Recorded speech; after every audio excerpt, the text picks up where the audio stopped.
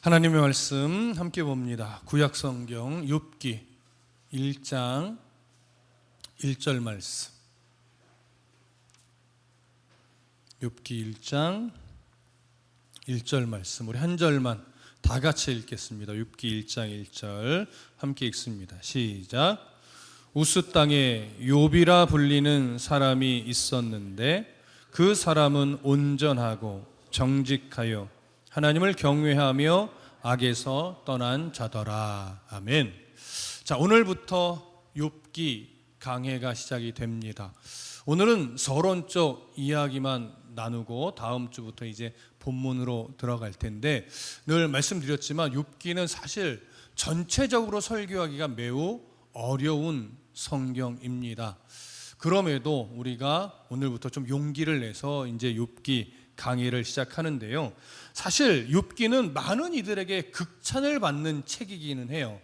19세기 영국의 이 빅토리아 여왕 시대에 토마스 칼라일이라는 수필가가 있는데, 이 사람은 욥기에 대해서 뭐라고 이야기를 했냐면, 인류 역사 속에 빛나는 가장 위대한 책 중에 하나이며 펜으로 쓴 가장 위대한 책이다, 이렇게 평가하기도 했습니다. 특히 욥기는요, 철학자들에게도 관심의 대상이에요. 왜냐하면 욥기를 인간의 고통에 대해서 심도 있게 논하는 책으로 보기 때문에 그렇습니다. 근데 놀랍게 시인들에게도 욥기는 매우 관심을 주는 책이에요. 왜냐하면 왜 시인들도 욥기를 관심 있게 보냐면, 사실 한글 성경에서 우리가 두드러지게 우리가 발견되는 건 아닌데, 욥기의 90%가요 시적 형태로 기록되어 있어요. 시의 형태로. 이건 원문으로 보면 더 두드러지게 나타납니다. 그래서 욥기를 삶의 고통 속에서 괴로워하는 이 마음들을 너무나 아름다운 시로 표현됐다, 이렇게도 보는 시선이 있어요. 그래서 시인들도 고대 시대에 어떻게 이런 문체로 글을 썼을까, 이렇게 바라보면서 시인들도 관심을 많이 가져요. 보편적인 사람들은 욥기를 통해서 고통 가운데 있는 사람의 위로, 또 마음의 치유, 이런 시선으로 욥기를 바라보면서 욥기를 매우 관심 있게 보지요. 여러분, 이런 시선들이 틀리지는 않습니다. 하지만 이런 시선들은 욥기의 전체적인 내용을 다 이해하고 내린 평가는 아니에요. 욥기가 가지고 있는 어떤 한 부분에 대한 이해를 가지고 이런 평가들을 하고 있는 겁니다. 그러나 우리가 욥기를 앞으로 바라보면서 욥기를 통해서 단순하게 고난 중에 있는 이들에 대한 위로의 메시지만 찾으려 한다면, 사실 욥기에 담겨있는 깊은 하나님의 마음을 다 찾았다고 말할 수는 없을 거예요. 우리는 욥기 전체를 조명하면서 욥기에 있는 어떤 하나님의 의도, 욥기를 왜 하나님이 기록하게 했을까, 이 의도를 앞으로 찾아갈 것인데, 왜 욥기를 통해서 이 고난 중에 있는 이들에 대한 위로만 찾으면 안 된다라고 말씀을 드리냐면요, 욥기에는 고난 속에 있는 이들에 대한 위로도 물론 담겨 있지만, 욥을 향한 하나님의 그 신뢰, 욥을 향한 하나님의 그 마음들이 정말 깊이 담겨 있어요. 근데 그 하나님의 마음을 찾아가는 과정에서요, 어떤 갈등들이 그 안에 계속 나타나냐면, 잘 들어보세요. 우리들이 전통적으로 가지고 있는 신앙관, 그리고 우리들이 전통적으로 가지고 있는 신학적 이해, 그리고 우리들이 전통적으로 가지고 있던 신앙적 경험들, 이 내용들과 정말 하나님의 마음이 충돌을 일으켜요. 왜냐하면 하나님은 우리들의 전통에 매여 있는 분이 아니에요. 하나님은 우리들의 신학적 이해에 매여 있는 분이 아니에요. 또 하나님은요, 우리 개개인이 가지고 있는 경험에 매여 있는 분들도 아니에요. 하지만 욥의 세 친구들은 자꾸 욥을 향해서 어떤 시선으로 이야기하냐면, 자기들이 가지고 있는 전통, 자기들이 가지고 있는 전통적인 신학적 이해, 자기들이 가지고 있는 경험에 근거해서 욥을 계속 이야기하는 거예요. 근데 욥은 그런 신학적 이해와 전통과 이런 것들을 다 알고 있지만 자기가 경험하고 있는 이 상황은 그런 신학적 이해, 그런 전통적 이해, 그런 어떤 다른 사람들의 경험과 다른 하나님을 지금 만나고 있는 거거든요. 그러다 보니까 욥의 친구들의 말이 도무지 동의가 안 되는 거예요. 알고는 있는데 동의가 안 되는 거예요. 그러니까 자꾸 누구에게 나아가려고 해요? 하나님께 나아가려고 해요. 너희들이 하는 말을 내가 다 안다. 그런데 지금 내가 경험하는 하나님은 그 나도 알고 있던 그 전통과 신학과 그냥 일반적인 경험과는 너무나 다르다. 그래서 나는 하나님께 내가 이 상황을 이야기 듣고 싶고 하나님 앞에서 판단을 받고 싶은 건데 너희들이 판단하는 건 내가 좀 동의가 안 된다, 다르다. 이런 충돌이 일어나는 거예요.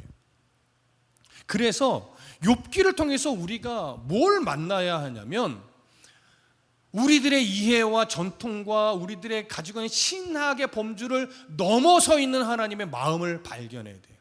그래야 거기서 진짜 욥기를 기록하게 하신 하나님의 마음을 찾을 수 있게 되거든요. 그래서 욥기를 바르게 이해하려면 먼저 욥기 전체를 관통하고 있는 하나님의 의도와 마음을 먼저 찾아야 돼요.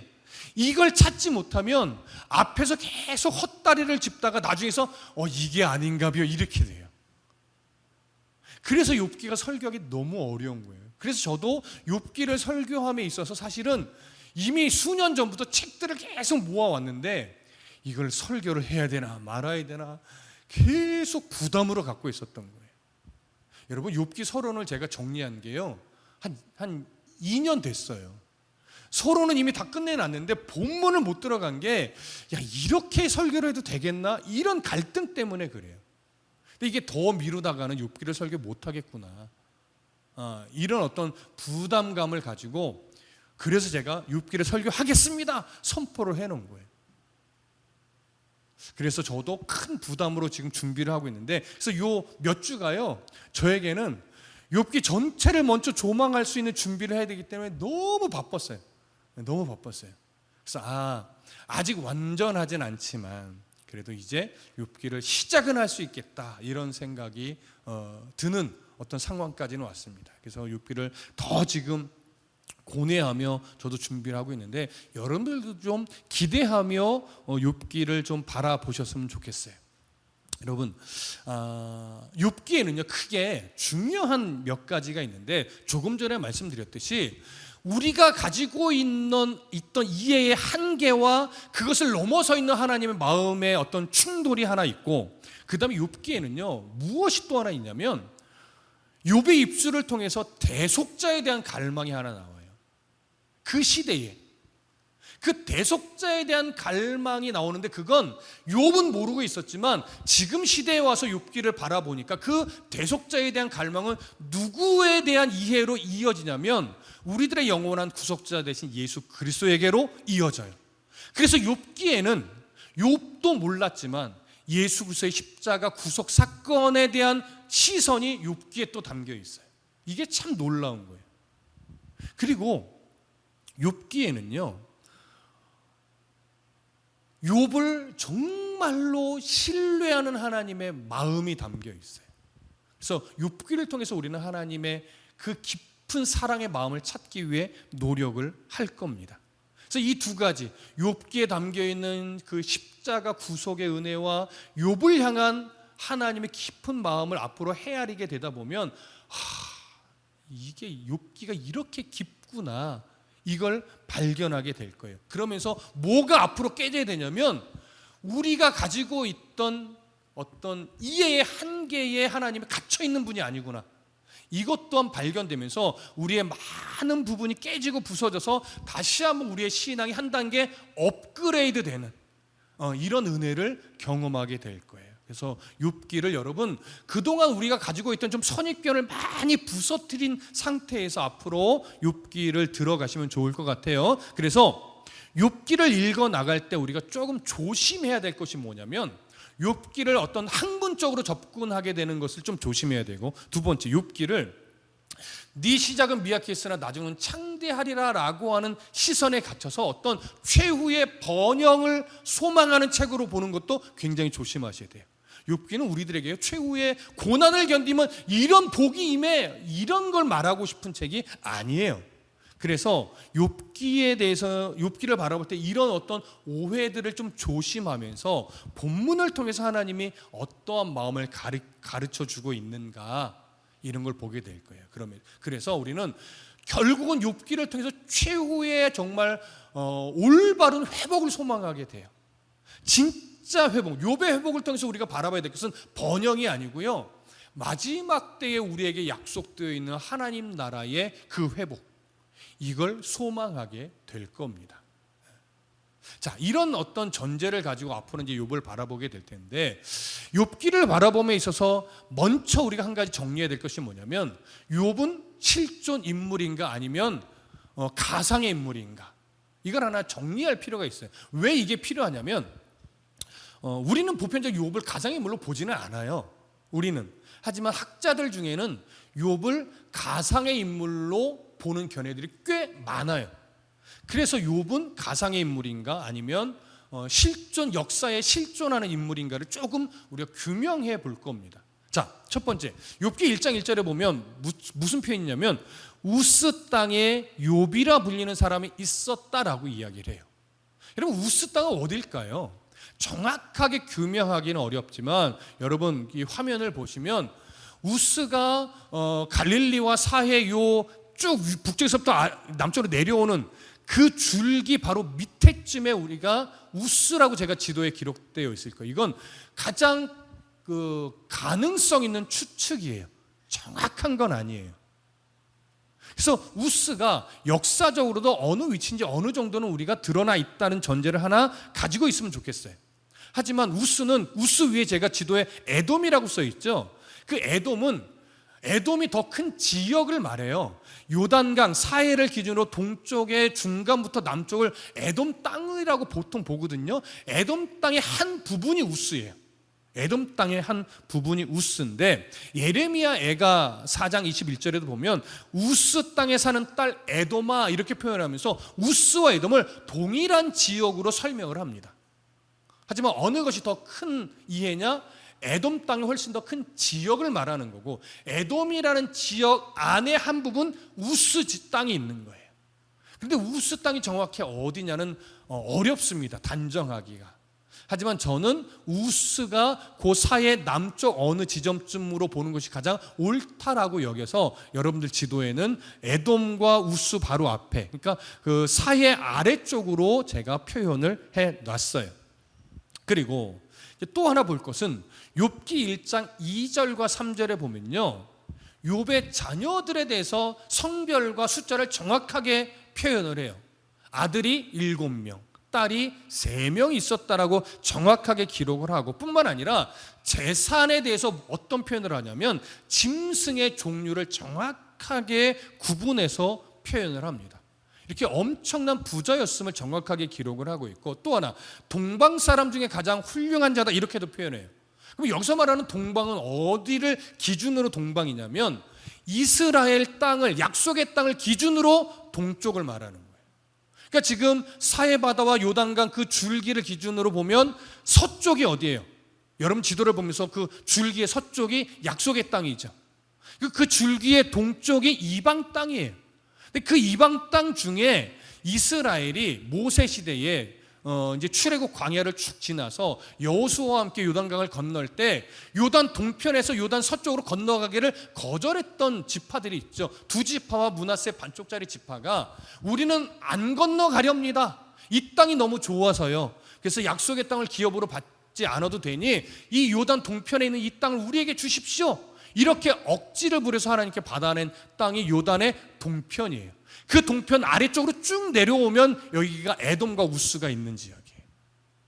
자, 이해되시죠? 그래서 약속의 땅은 그 요단을 기준으로 서쪽이 약속의 땅인데, 여기가 기준이 돼서 동방 사람이라 하면 그 약속의 땅의 동쪽 지역들에 사는 이방 사람들을 의미하는 겁니다. 그러니 에돔과 우스도 이 이스라엘을 기준으로 보면 어디에 속해요? 동쪽에 속하죠. 그래서 동쪽에 사는 이방 사람들 중에 가장 훌륭한 자다, 이런 의미가 되는 거예요, 이 표현 자체가. 자, 그리고 또 하나, 욥기 32장 2절에 가보면 어떤 표현이 있냐면, 람 족속 부스 사람 바라겔의 아들 엘리후가 화를 내어, 이런 표현이 나와요. 엘리후라는 인물이 욥기에 등장을 하는데 욥의 세 친구에 속하진 않습니다. 욥의 세 친구는 누구예요? 엘리바스, 빌닷, 소발.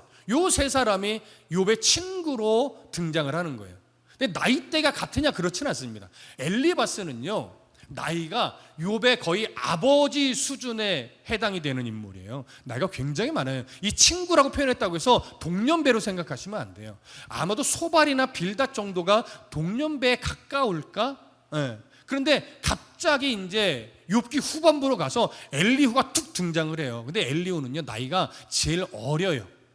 그래서 엘리후가 무슨 표현을 하냐면, 내가 나이가 너무 어려서 여러분들의 대화에 끼지 않고 듣고만 있었는데 이제는 화가 나서 안 되겠다라고 하면서 말을 치고 나와서 여러 말을 해요.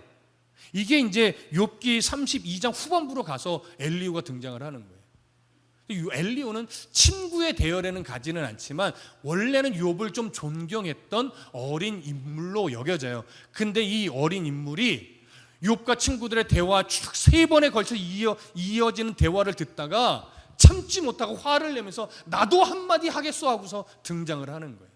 근데 여기 보면 이 엘리후에 대해서 뭐라고 소개를 하냐면, 람 족속 부스 사람 바라겔의 아들, 이렇게 표현해요. 종족도 소개하고요, 누구의 아들인지도 소개해요. 이게 왜 제 이 말을 하냐면, 이건 이 엘리후가 역사에 실존하는 인물이라는 의미예요. 그래서 종족과 누구의 아들인지까지도 설명하는 거예요. 자, 이런 일련의 내용들, 지역들, 재산에 대한 소개, 자녀에 대한 정확한 소개, 또 엘리후에 대한 역사적 실존 인물임을 밝히는 소개, 이런 것들을 볼 때 엘리후가 실존 인물이라면 욥과 그의 세 친구도 실존 인물로 보는 것이 당연한 거예요. 그뿐만 아니라 또 하나 뭘 보냐면, 에스겔서 14장 14절에 이렇게 기록해요. 노아, 다니엘, 욥, 이 세 사람이 거기 있을지라도 그들은 자기의 공의로 자기의 생명만 건지리라, 나 주 여호와의 말이니라. 그리고 에스겔 14장 20절에도 동일하게 이렇게 표현합니다. 비록 노아, 다니엘, 욥이 거기 있을지라도 나의 삶을 두고 맹세하노니 그들도 자녀는 건지지 못하고 자기의 공의로 자기의 생명만 건지리라, 주 여호와의 말씀이니라. 여기 보니까 에스겔이 세 사람을 계속 언급하죠. 누구? 노아, 다니엘, 욥. 이 세 사람을요, 믿음의 위대한 인물로 소개하는 거예요. 만약에 욥이 가상의 인물이었다면 두 사람은 실존 인물인데 한 사람만 가상의 인물을 언급하는 게 말이 되지 않죠. 그리고 또 신앙의 위대한 어떤 그 모델로서 제시하는 그 대열에 가상의 인물이라면 욥을 넣을 수가 없는 겁니다. 그리고 야고보서 5장 1절에 보면, 보라, 인내하는 자를 우리가 복되다 하나니 너희가 욥의 인내를 들었고 라고 하면서 욥의 인내를 언급하는데, 야고보 같은 사람이 이게 실존 인물이 아닌 가상의 인물을 신앙의 어떤 모델로서 제시할 수 없어요. 그래서 이런 내용들을 우리가 종합해 보면 욥은 가상의 인물로 볼 수 없고 우리는 역사에 실존했던 인물로 보는 것이 옳다라고 정리를 합니다. 그리고 탈무드에도 룻과 함께 욥을 뭐라고 평가하냐면, 인류 역사 속에 가장 믿음이 좋았던 이방인이었다, 이렇게 평가를 해요. 이런 걸 보면 욥은 분명 유대인은 아니에요. 무슨 말씀 이해되시죠? 자, 그렇다면 욥이 실존하던 인물이었다면 욥이라고 하는 이름의 뜻은 뭘까? 우리가 그냥 보편적인 서론적 이야기니까 한번 생각해 볼 필요가 있는데, 히브리어로는요, 이요브 이렇게 돼요. 이요브. 근데 이걸 우리나라 사람이 번역할 때 이 세 단어를, 이요브라는 세 단어를 한 단어로 압축해 버렸어요. 욥, 이렇게. 마치 옛날에 제가 좀 우스갯소리 한번 할게요. 좀 웃어주세요. 탕수육을 두 글자로 하면 탕슉 이렇게 줄였잖아요. 아니, 이걸 웃어줘서 고마워요. 이거 썰렁한 개그였는데, 자, 탕수육을 줄여서 우리가 탕슉 이러듯이 이 욥을 우리나라가 번역할 때 욥 이렇게 아주 편리하게 줄여준 겁니다. 이 욥이 어떤 학자는 고대 아카드어에서 왔다라고 말하기도 하고, 아니다 그냥 히브리어다 이렇게 말하기도 해요. 이걸 아카디어로 보면 해석이 어떻게 되냐면 나의 아버지가 어디 있는가. 그러니까 욥이 환난 속에서 도대체 나의 아버지는 어디 있는가 이렇게 한탄한다는 느낌이 되는 거죠. 근데 히브리어로 보면 어떤 의미가 되냐, 핍박당하는 자. 그러니까 욥이 고난 속에 있었던 인물임이 드러나는 거죠. 그래서 이걸 아카디아로 봐도 또 히브리어로 봐도 욥이 처한 상황과 사실은 크게 다르지 않아요. 그래서 어떤 언어로 해서 욥의 의미를 보든지 문제는 되지 않습니다. 하지만 이름의 의미가 무엇냐는 사실 별로 중요하지 않기 때문에 우리는 이게 아카드어에서 나왔는지 히브리어에서 나왔는지 규명하지는 않을 거예요. 그래서 그냥 정확한 의미를 알 수 없는 한 이방인의 이름으로 그냥 남겨두고 우리가 욥기를 바라볼 거예요. 자, 그러면 욥기에는 좀 어떤 특징이 있는가를 좀 정리를 해볼게요. 욥기는 도대체 어떤 특징이 있을까요? 라고 할 때요, 다른 성경과 좀 다른 아주 좀 두드러진 특징이 몇 가지가 있는데, 그 중에 첫 번째가 뭐냐면요, 하나님께서 직접 하신 말들이 이제 표현되잖아요. 근데 다른 성경은 주로 몇 줄이에요. 근데 욥기는 하나님이 직접 하신 말이요, 한 장이 넘어요. 그래서 하나님이 직접 하신 말을 가장 많이 기록하고 있는 성경이 욥기예요. 뿐만 아니라 사단도 말을 하죠. 사탄도 마태복음에 이런 데도 사탄이 막 어찌하여 나를 괴롭게 하려 왔습니까? 이런 식의 몇 줄 표현이 있는데, 사단이 직접 한 말을 인용한 가장 많은 기록을 갖고 있어요, 욥기가. 그러니까 하나님이 한 말도 가장 많이 기록하고 있고 사탄이 한 말도 가장 많이 기록하고 있는 성경이 욥기예요. 그런데 또 하나 특징, 욥기가 42장이거든요. 굉장히 길어요. 그래서 설교하기가 어려운 건데 42장 중에요 90%가 시적 표현으로 되어 있어요. 여러분, 시로 되어 있다는 것은요, 해석해내기가 어렵다는 얘기예요. 한글 성경으로는 이게 신과 조금 의아해지기도 하지만 히브리어 성경으로 보면 90%가 다 시적 형태로 되어 있어요.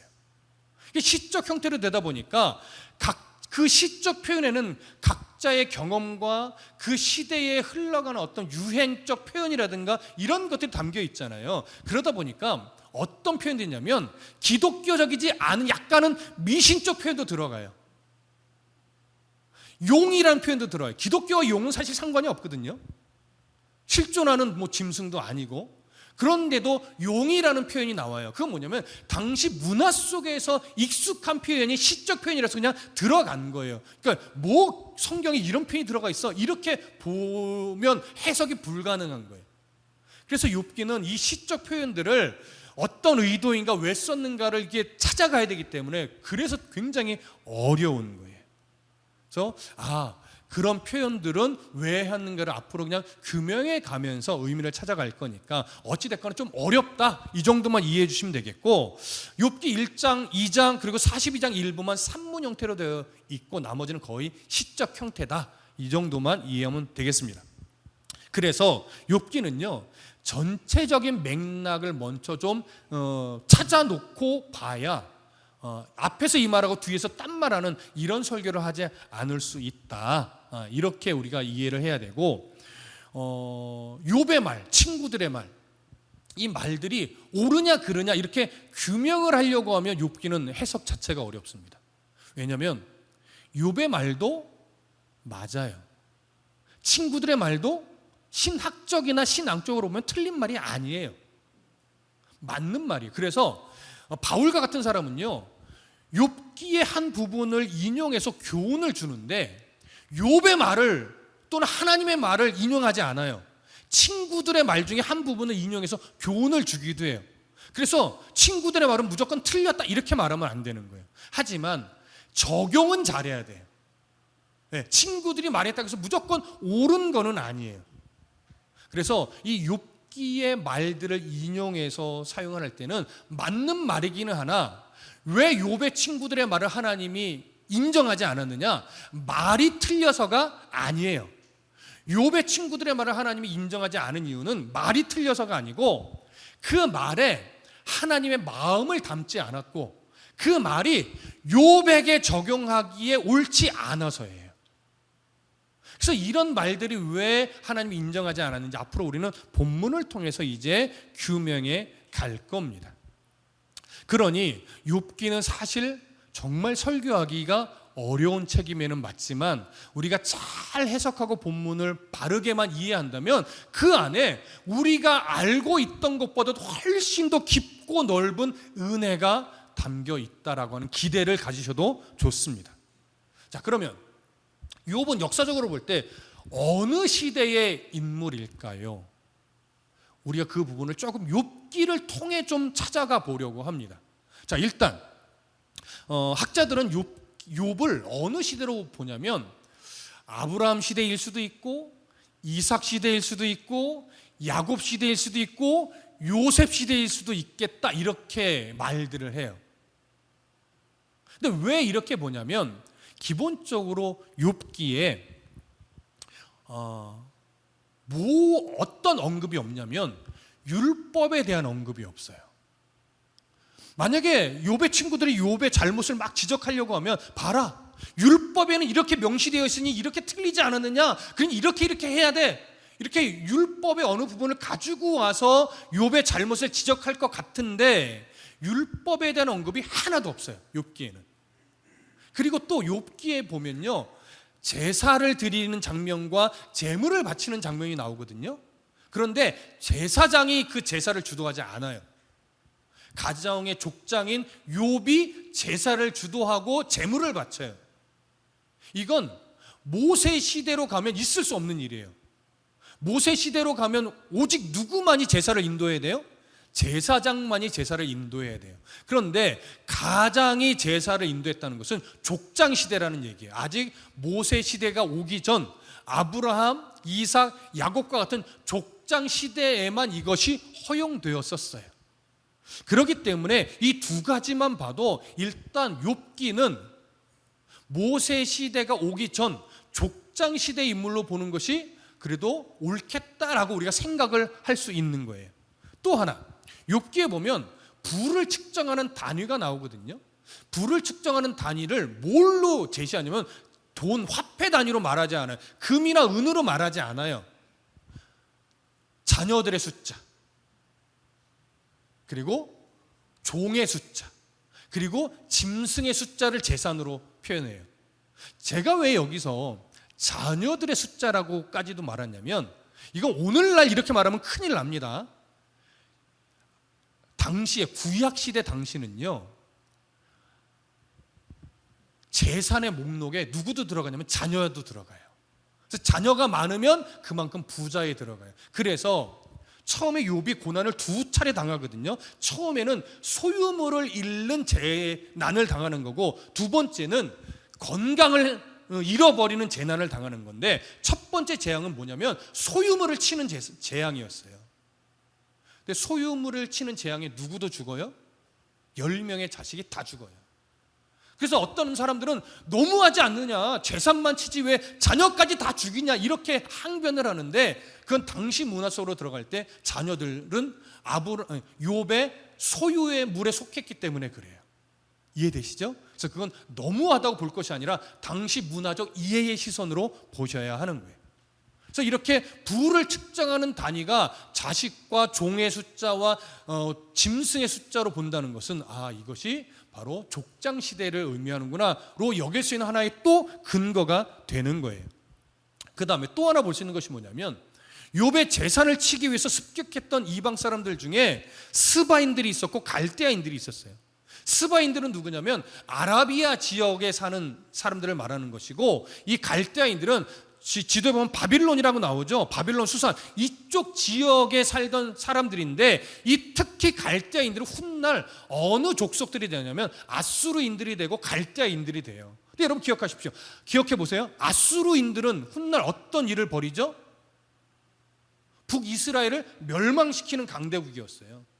그럼 바벨론 사람들은요, 그 이후에 남유다까지도 멸망시키는 제국을 이루었던 바벨론 족속이에요.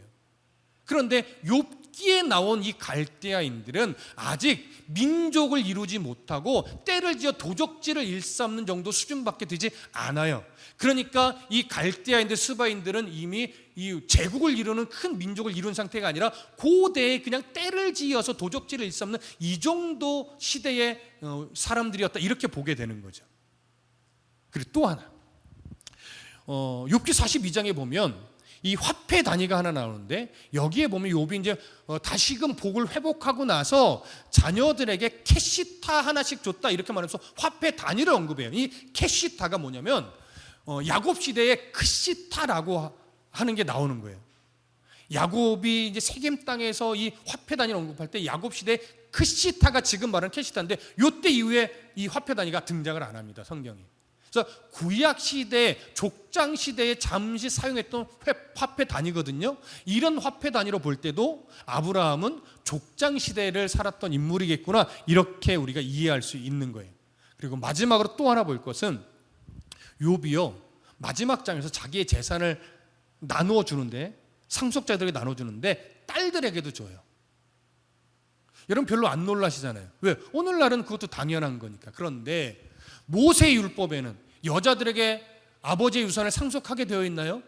아니요. 여자들에게 상속을 못하게 만들어 놨어요. 그래서 어떤 여인이 나도 권한이 있어라고 한번 항변하면서 하는 에피소드가 있잖아요. 그건 나중에 이제 그 성경을 통해서 발견하시기로 하고, 모세 율법에는 여자에게 상속을 안 합니다. 근데 지금 욥은 딸들에게 유산 상속을 해요. 이 얘기는 결국 또 뭐예요? 이 이야기는 모세 시대가 오기 전 구약 시대의, 그러니까 족장 시대의 이야기라고 하는 것이 하나 더 증명이 되는 거죠. 자, 하나만 더 볼게요. 욥은요, 고난을 받은 이후에 몇 년을 더 살았다고 성경이 증언하냐면 한 140년을 더 살았다고 증언을 해요. 그럼 욥이 몇 살쯤 고난을 받았을까요? 7 자녀들을 낳고 7 자녀가 다 독립해 있었고, 남자들은 아마도 손주들도 있었어요. 그러니까 자식들도 있었던 것으로 봐요. 그러면 이 자식들의 나이가 꽤 될 겁니다. 그래서 욥의 나이 한 50세에서 70세 그 어간의 고난을 받은 것으로 우리가 보편적으로 보거든요. 그렇다면 욥이 140년을 더 살고 죽었으니까 욥이 죽은 나이는 190살에서 한 210살 요 어간이 될 것으로 봅니다. 그러면 산 사람의 수명이 한 200년 가까이 됐을 때는 언제냐? 아브라함 시대 그 어간이에요. 아브라함의 아버지 데라가 205살에 죽었고, 또 아브라함은 대략 175세에 죽었고, 야곱이 180살에 죽었고, 이삭이 180살에 죽었고, 야곱이 147세를 죽었거든요. 그러니까 200살 가까이 산 것은 아브라함 시대 어간이에요. 자, 이런 것들을 정리해서 총 종합해 보면 결국 욥은 족장 시대의 인물이다. 그럼 족장 시대는 우리는 누구를 말해요? 아브라함, 이삭, 야곱이에요. 그럼 이 세 사람 중에 누구 시대와 가장 가까울 것이냐로 본다면 학자들은 보편적으로 아브라함 시대로 봅니다. 근데 저도 이 죽은 연한과 이런 걸 비교해 보면 욥이 아브라함 시대에 살았던 인물로 보는 것이 가장 옳다라고 인정이 돼요. 그래서 우리도 욥기를 어느 시대와 동시대 인물로 볼 거냐면 아브라함과 동시대 인물로 볼 것입니다. 자, 이해되시나요? 자, 그러면 아브라함과 동시대 인물로 볼 때 아브라함 시대 그러면 어느 쪽이 어느 지역일까로 보면 지도에 있듯이 욥기 40장 23절에 이런 기록이 있어요. 강물이 소용돌이 칠지라도 그것이 놀라지 않고 요단 강물을 쏟아져 그 입으로 들어가도 태어나니, 요단강에 대한 언급이 나와요. 자, 이 요단강에 대한 언급이 나오는 것으로 보아 욥이 살던 우스 땅은 약속의 땅과 아예 멀지는 않았을 것이다. 요단강이 언급될 정도 그래도 근처에 있었을 것이다라고 보기 때문에 제가 지도에 사해 남쪽쯤에 우스 지역을 표현한 거예요. 자, 그렇다면 아브라함 시대의 욥은 지역은 분명 다르지만 그래도 가까운 지역에 살았을 것이고, 욥의 친구들은 우스를 기준으로 동서남북에 약간 떨어져 있는 지역에 위치했을 것으로 여겨집니다. 자, 그러면 이제 여기서 한 가지 우리가 생각해 볼 게 나와요. 아브라함 시대에 곳곳에 하나님을 믿던 사람들이 많이 있었다는 거죠. 자, 아브라함 동시대에 하나님을 잘 섬기던 대표적인 인물 첫 번째 누굴까요? 살레망 멜기세덱. 그러니까 예루살렘 지역에 살고 있던 멜기세덱과 그 사람들은 이미 그때 하나님을 잘 섬기고 있었어요. 그 다음에 오늘 욥기의 주인공이 욥, 그 다음에 그의 친구들 엘리바스, 빌닷, 소발, 그리고 엘리후까지. 그러니까 이스라엘을 중심으로 우스 땅뿐만 아니라 대만부터 여러 지역에 이미 아브라함 때 하나님 믿는 사람이 있었다는 거죠. 우리는 선입견으로 아브라함 시대에는 아브라함만 하나님을 믿었을 것이라고 생각하지만 그렇지 않다는 것을 아셔야 돼요. 그러나 한 300~400년이 흘러 모세와 여호수아 시대에는 그 약속의 땅 주위에 하나님을 믿는 이들이 남아있었다, 남아있지 않았다? 남아있지 않았어요. 수백 년간 하나님의 통치를 받는 땅이 될 수 있는 기회를 줬는데 그 땅, 약속의 땅과 그 주변 땅은 다 하나님을 잃어버리고 우상을 섬기는 민족이 돼버렸어요. 그래서 여호수아 시대에 하나님이 약속의 땅으로 하나님 백성을 들여보내서 우상을 섬기는 자들을 다 어떻게 해요? 척결하게 하나님이 하신 거예요. 죄 없는 자를 죽인 게 아니에요. 우상을 섬기기를 거절하지 않고 하나님을 거절하고 우상을 섬기며 하나님 주신 모든 기회를 다 잃어버린 그 땅을 하나님이 다시금 하나님의 통치가 이루어지는 땅으로 하나님이 만들어내신 것이지, 죄 없는 어린아이까지 하나님이 죽이시는 건 너무하다 이렇게 보는 건 잘못된 시선입니다. 자, 이해되시죠? 자, 이렇게 해서 우리는 욥이 아브라함 시대의 인물이라는 것까지 정리를 했습니다. 그러면 욥은 누가 썼을까요? 욥기는. 그리고 언제 썼을까요? 이건 정말 규명하기 어렵습니다. 왜냐하면 성경 어디에도 욥기를 누가 썼고 어느 때 썼을까에 대한 힌트를요 하나도 주지 않아요. 그래서 학자들의 의견이 정말 다양합니다. 다만 무엇 하나는 동일하게 인정하냐면 욥기는 욥이 하나님의 계시를 받아 쓴 것은 아니라는 것에는 동의를 해요. 그래서 욥기의 저자는 분명 욥은 아닙니다. 후대에 누군가가 쓴 것은 분명합니다. 그런데 누구냐는 것은 알 수가 없어요. 견해들이요 정말 수십 가지. 그리고 그 수십 가지 다 뭐 하나 그럴듯하지 않아요. 그래서 우리는 어느 정도로만 볼 거냐면, 만일 모세 시대에 욥기가 쓰여졌다면 저자는 모세일 것이다. 만일 왕정 시대에 욥기가 쓰여졌다면 그건 솔로몬일 것이다. 그리고 만일 포로 시대에 쓰여졌다면 에스라였을 것이다. 그러나 어느 견해도 근거가 없다. 그래서 우리는 최종적으로 무리하게 저자와 저작 시기를 규명하려 하지 않고 욥기는 저자와 저작 시기는 알 수 없음으로 남겨둘 거예요. 이해되시죠? 누가 썼는지 언제 썼는지 규명할 수 없습니다. 자, 여기까지 하고, 그렇다면 욥기를 쓴 목적은 무엇일까? 몇 가지 정도만 나열할 거예요. 첫 번째, 고난에 처한 이들이 어떤 위로를 받아야 될지 일면 있습니다. 그리고 욥기에는요 욥의 하나님을 향한 욥의 믿음을 기록하고 있기는 하지만 더 깊이 보면 욥기에는 무엇을 보여주려는 의도가 있냐면, 하나님을 향한 욥에 대한 욥의 믿음을 보여주려고 하는 목적보다 욥의 믿음을 신뢰하는 하나님의 마음을 보여주려는 목적이 더 크다라고 할 수 있어요. 왜 그렇게 말하느냐? 여러분 잘 들어보세요. 제가 저번 설교에도 한번 잠깐 언급을 했는데, 사단과 천상회에서 하나님이 계시고 사단도 왔고 천사들도 왔잖아요. 그때 사단이 딱 온단 말이에요. 하나님이 물어요. 사단아 어디를 다녀왔냐? 그랬더니 사단이 세상을 두루 살펴보고 왔습니다. 왜냐하면 이때 사단은 참소자예요. 고발하는 자란 말이에요. 그래서 세상을 두루 다니며 내가 고발할 만한 인물을 찾아다니며 왔습니다. 이렇게 말한 거예요. 그런데 그때 하나님이 먼저 말을 꺼내요. 뭐라고? 그러면 너 내가 인정하는 대단한 사람 한 사람을 봤을 텐데 그게 욥이야, 이렇게 말해요. 사단이 먼저 욥에 대해서 하나님께 참소한 게 아니에요. 사단은 그저 자기 역할을 하고 왔다고 말했는데 하나님이 먼저 욥에 대해서 언급을 하고 욥은 이런 사람이야, 욥은 정말 온전한 자야, 욥은 하나님을 잘 경외하는 사람이야, 욥은 정말 죄에게서 떠난 사람이야, 이렇게 하나님이 먼저 말을 한 거예요. 그랬더니 사단이 반응하는 거예요.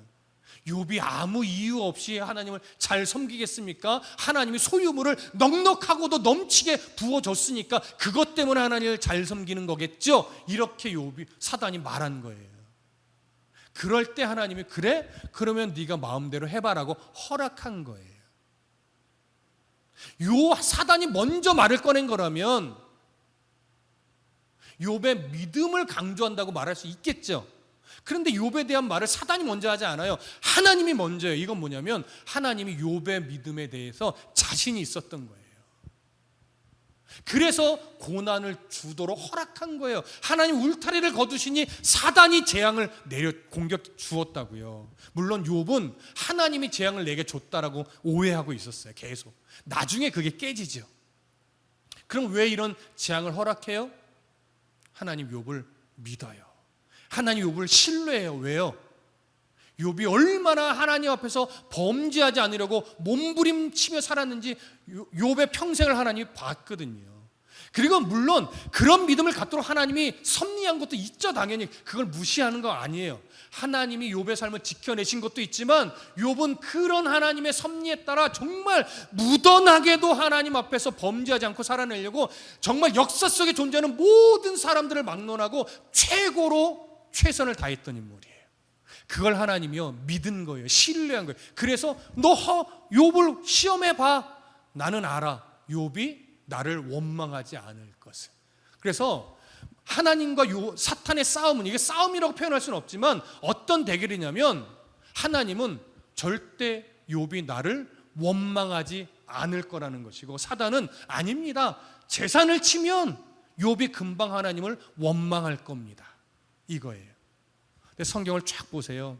욥이요 한탄도 하고요, 내가 태어나지 않았으면 좋겠다라고 이 저주와 같은 말들도 쏟아내요. 근데 끝까지 하나님을 원망하진 않아요. 여기에서 하나님이 승리하는 거예요. 하나님이 자기의 자녀를 신뢰하고 자기 자녀가 하나님을 원망하지 않도록 끝까지 도와주시지만 결국 원망하지 않게 하나님 만들어 놓고 욥의 믿음을 대단하게 인정해 주시는 것이고, 그런 욥을 우리에게 신앙의 모델로 제시하는 거예요. 우리가 앞으로 본받아 가야 돼요. 하지만요, 욥이 받은 시련은요 우리가 보편적으로 받는 시련은 아니에요. 그 차이가 있어요. 그럼에도 우리가 고난 속에 놓여 있을 때 욥의 신앙을 본받아야 되는 것은 분명해요.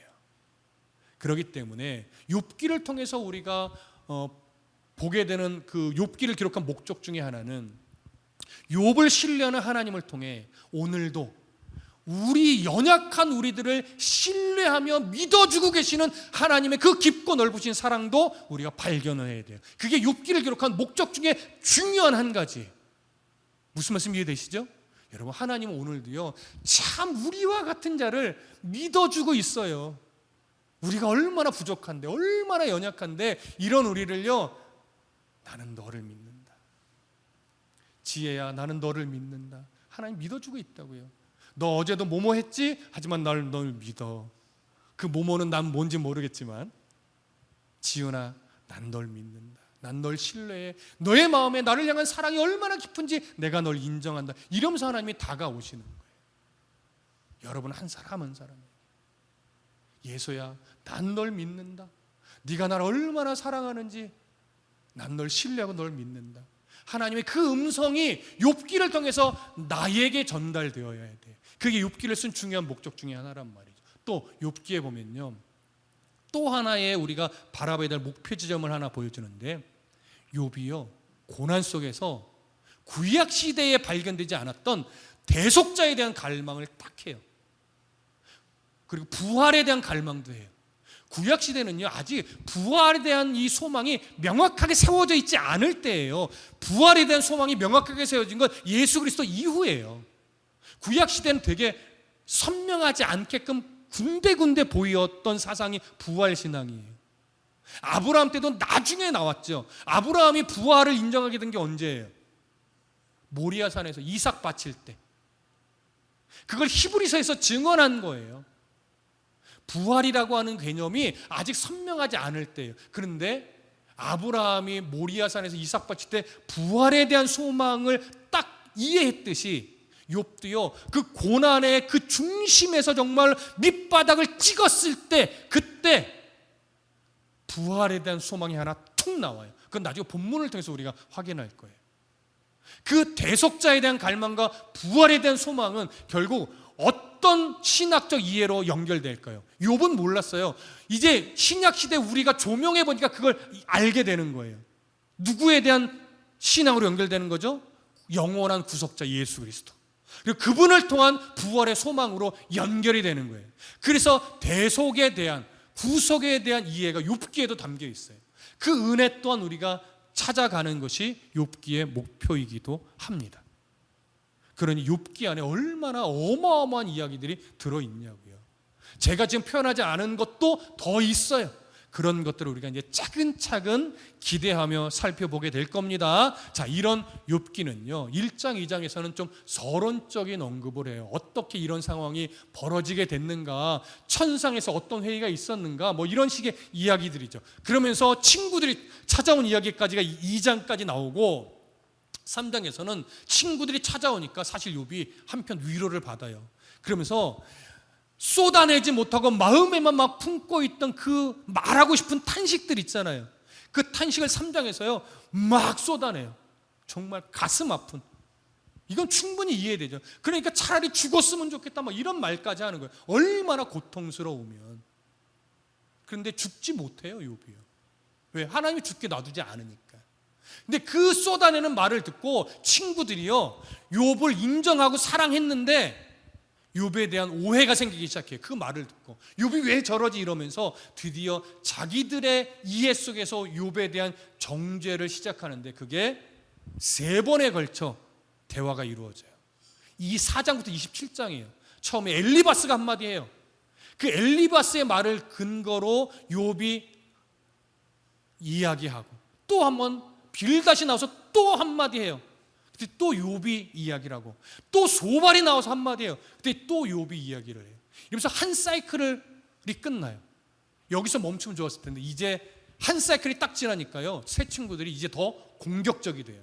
더 거칠어져요. 엘리바스가 또 와서 거칠게 똑같은 이야기를 해요. 거칠게. 근데 욥이 또 나와서 그거에 대해 이야기를 해요. 그리고 또 열받은 빌닷이 나와서 또 거칠게 한마디 해요. 근데 또 욥이 그거 아니야 라고 또 얘기를 해요. 그때 또 열받은 소발이 또 한마디를 막 더 강력하게 해요. 그때 욥이 또 한마디를 해요. 이게 2번째 사이클이에요. 근데 안 끝나요. 이제 더 거칠어져요. 엘리바스가 또 나와서 더 거칠게 막 욥의 죄를 막 지적을 합니다. 근데 무슨 죄인지는 말 안 해요. 죄가 있다라고만 단정지어서 말해요. 근데 욥이 또 3번째로 말하고, 또 이제 빌닷이 나와서 또 거들고 욥이 또 말을 해요. 그 다음에 소발은 3번째는 등장하지 않습니다. 그러고 나서 욥의 어떤 의의에 대해서 한 번 더 재확인되고, 그 이야기가 진행될 때 나이 어린 엘리후가 갑자기 툭 등장하면서 화를 내며 말하는 거예요. 나이가 어려서 내가 말을 거들지 못하고 듣고만 있었는데 이제는 못 참겠습니다 하면서 어린 놈이 화를 내며 막 쏟아부어요. 한 2어장에 걸쳐서. 그러고 나서 이 어린 놈이 막 쏟아부으니까 드디어 하나님이 딱 등장해서 교통정리를 싹 해줍니다. 그러고 나서 욥도 하나님 앞에 놀라운 고백을 하죠. 이때 내가 하나님에 대해서 귀로만 듣더니 이제는 눈으로 봅니다 라고는 너무나 멋진 말을 남기고 나서 이제 마지막 42장에서 욥이 하나님 앞에 다시금 어떠한 은혜로 회복이 되었는지를 말하고 욥기가 끝이 나요. 이 장황한 것 같은 이야기 속에 우리가 받아야 될 교훈들이 어마어마한데, 그건 이제 우리가 차근차근 앞으로 살펴볼 겁니다. 이런 욥기를 통해서 앞으로 정말로 나를 향한 하나님의 깊은 신뢰와 사랑을 발견함으로 어떤 상황을 마주하더라도 절망하지 않고 담대할 수 있는 믿음의 용기가 생겨나기를 간절히 소망하고 축복합니다. 기도하겠습니다.